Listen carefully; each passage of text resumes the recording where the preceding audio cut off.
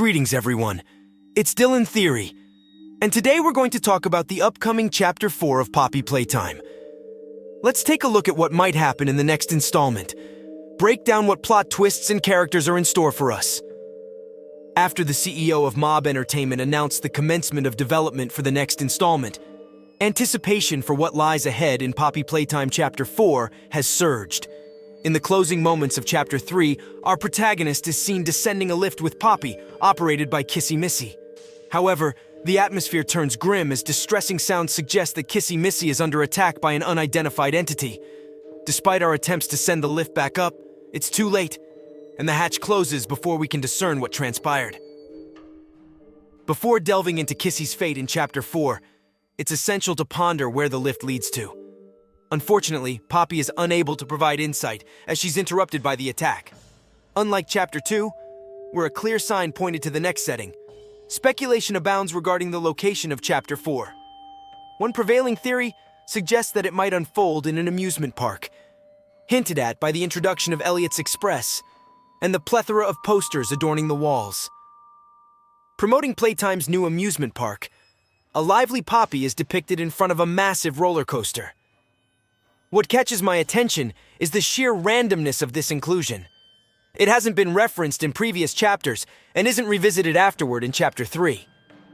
While the prospect of navigating a spooky amusement park and evading haunted toys sounds intriguing, it's uncertain if this will be Chapter 4's setting.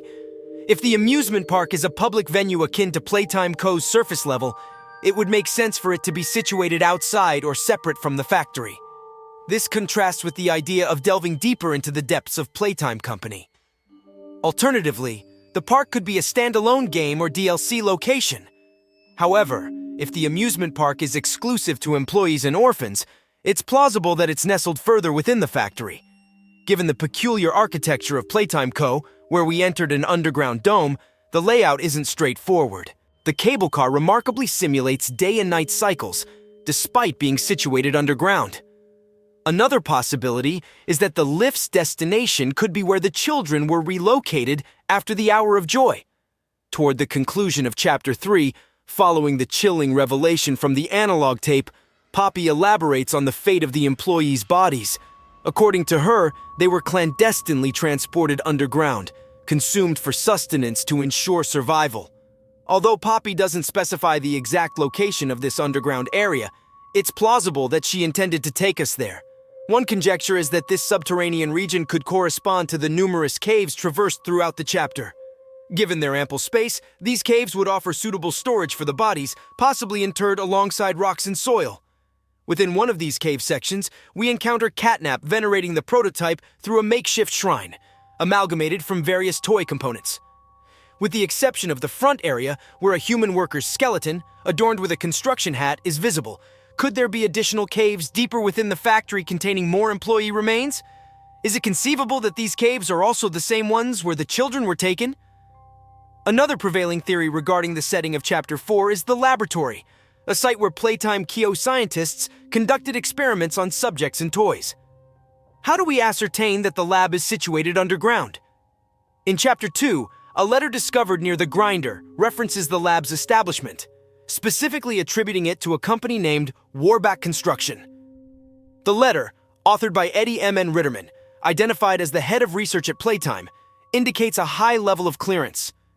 While Warback remains relatively obscure, Playtime Co. was willing to compensate them $1,000 for not only constructing the lab, but also maintaining strict confidentiality. Of particular significance in the note is the second part. In the subsequent paragraph, Ritterman indicates that they are willing to provide the necessary equipment for excavation, indicating that workers were digging deeper into Playtime CO to construct this lab. This aligns with our observations as we delve deeper into the factory with each passing chapter.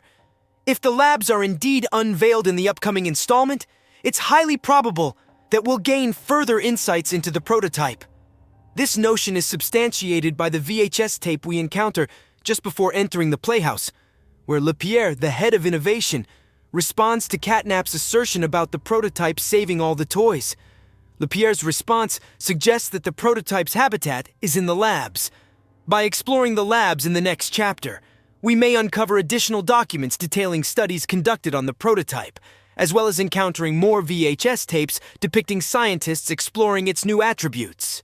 Some theorists express doubts about encountering the prototype in its entirety during Chapter 4, especially considering its apparent success during the Hour of Joy. If we're indeed heading to the labs, there's a possibility that its full form has already escaped. The prototype remains a lingering antagonist, gradually unveiled by mob entertainment across multiple parts. Despite being the main antagonist of Poppy Playtime, we only catch glimpses of it throughout small segments of each chapter. While the prototype could potentially serve as the final boss, the issue arises if Chapter 4 is not the last installment. Mob Entertainment has hinted at a Chapter 5, aligning with the common indie game trope of 5 chapters. While Chapter the 4th of May provide insights into the prototype's abilities, Mob might reserve its full reveal for a later installment. We may have to wait a bit longer to see the final character model until the last chapter is released. However, one thing we do know for certain is which character will be featured. Discovering the fate of Kissy Missy will be crucial in Chapter 4. Many speculate that Kissy was attacked by the prototype in some manner, possibly leading to her turning evil. It's difficult to discern if another entity attacked Kissy, as the sounds heard seem to suggest she was acting alone. This raises the question of whether it was the subtle influence of the prototype, or perhaps smaller creatures under its control, which don't generate loud noises like the smiling critters. Could it be that the red smoke affected Kissy Missy, causing her to hallucinate? We redirected the red smoke into the left tube of the machine in the gas production zone. Maybe something went awry, and the gas began to leak. Similar to our experience in Home Sweet Home, she might have seen a nightmare that wasn't real, leading her to panic. It's evident that Kissy holds significant value to Poppy, and their relationship appears to be important. After Kissy's outburst, Poppy's initial reaction seems less like that of a concerned friend and more like an irritated Poppy, puzzled by Kissy's unexpected behavior. In the upcoming chapter, we may delve deeper into the backstory of how Kissy and Poppy first met, shedding light on their intentions. As we descend down the lift, it's probable that the chapter will revolve around locating Kissy and investigating the entity that attacked her. Kissy appears to be emotionally fragile, so regaining her trust after such a traumatic event may prove challenging once we locate her. Considering Kissy's involvement in the Hour of Joy, it's not implausible that she may align herself with the prototype in Chapter 4. Exploring the reasons behind her change of heart or potential return to her previous allegiances could be a focal point of the narrative. Additionally, reaching her may pose a significant challenge, given that the top cover of the lift has started to close. As we attempted to ascend, the lid began to close, making it uncertain whether Kissy was the one who closed it. Regardless, it's evident that returning to the area or reopening the hatch will pose challenges after descending further into the factory's depths. Another looming question is whether Ollie will accompany us on this descent. Ollie, an enigmatic figure introduced early in the chapter, aids us throughout our journey, purportedly in alliance with Poppy, to thwart catnap. However, doubts surround Ollie's intentions. His sudden appearance in Chapter 3, coupled with his seemingly omnipresent surveillance of Playcare, raises suspicions. Neither Ollie nor Poppy divulge any details about his identity or motivations, leaving us to question his trustworthiness. Initially, it appeared that Ollie had concluded his involvement with us by the game's end. He ceased communication following Catnap's defeat, offering no acknowledgement or closure. You might have heard the theory suggesting that the prototype mimicked Ollie's voice gained traction, especially after Ollie's abrupt silence following Catnap's defeat. However, this theory was challenged when Mob Entertainment released an update to the game, including a final voice line for Ollie after the player's victory over Catnap.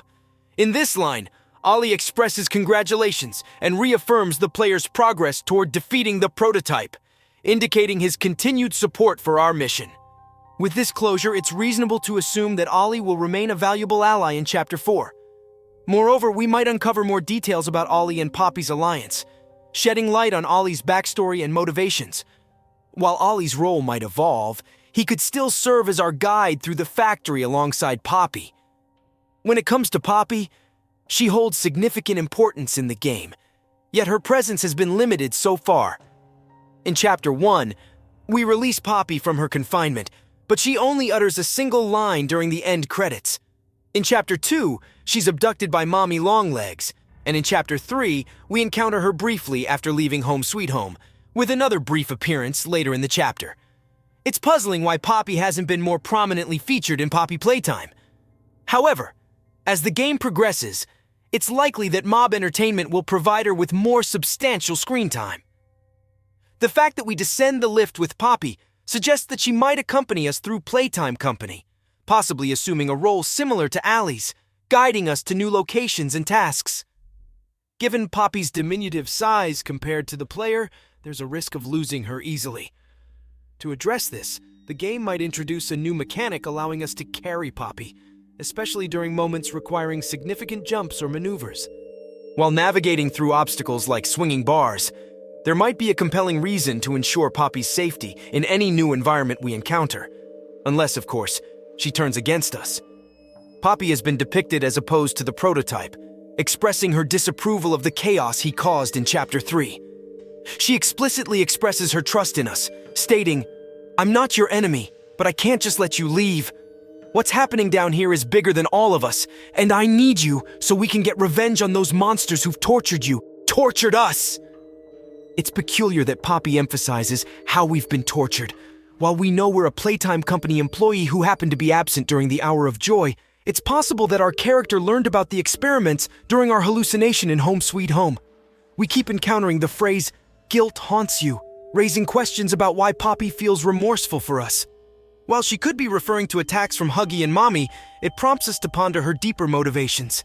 She may be attempting to portray us as innocent, perhaps boosting our confidence or building trust so that any potential betrayal catches us off guard.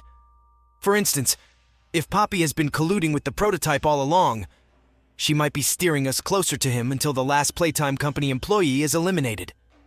If Poppy were to reveal herself as malevolent, her true intentions would be uncovered sooner rather than later. However, let's entertain the possibility that Poppy is benevolent. Consider one of her voice lines right after we activate the power in Playcare. "Let me help you save everyone. We've all seen how capable you are." It's noteworthy that the word "all" is capitalized, which is uncommon throughout the chapter. The only other instance of a word in all caps is when Catnap speaks to us in the counselor's office saying, "Or I'm coming for you." This use of all caps typically conveys urgency and instills fear, as Catnap directly threatens us for the first time. However, the capitalization of a single word is unusual. So far, Poppy has garnered support from Ollie, Kissy, and Dog Day. However, Mob Entertainment seems to be dropping hints about introducing numerous new characters in the upcoming chapter. The emphasis on the term "all" suggests the possibility of assembling a formidable team of Poppy's allies.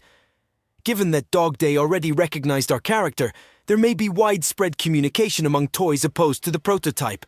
If this is the case, it could be Poppy's Angels versus an unknown adversary. Boxy Boo appears to be a popular choice among fans for a potential antagonist. Despite expectations for Boxy Boo to appear in Chapter 3, he only made a brief appearance in the Hour of Joy VHS tape. Due to his popularity, it wouldn't be surprising to see references to Boxy Boo in Chapter 4. However, considering his established character from Project PL Time, it's improbable that he will serve as the primary antagonist. Unlike Catnap and the Smiling Critters, who were introduced after Chapter 2, the main antagonist of Chapter the 4th of May be someone entirely new. Could the next antagonist be linked to Kissy's sudden attack? It's possible that it could be another servant of the prototype, given the consistent pattern of enemies we've encountered so far. Perhaps one of these adversaries will make a reappearance, with Huggy Wuggy seeming like the most likely candidate. Despite Huggy's apparent demise in Chapter 1, the presence of blue scratch marks in Chapter 2 suggests he may still be alive. Moreover, Chapter 3 is filled with Huggy imagery, from Nightmare Huggy to cardboard cutouts, hinting that Mob Entertainment may not be finished with his character yet. Unlike Mommy's and Catnap's endings, which were relatively straightforward, Huggy's departure was more ominous, leaving open the possibility that the prototype spared him for a specific purpose. As such, Huggy's character could play a significant role in the next chapter. Thanks for joining me, friends. I hope you enjoyed this video about the upcoming chapter of Poppy Playtime. Stay tuned for future updates and news. See you soon, and don't forget to subscribe to the channel for more content. All the best and see you all again.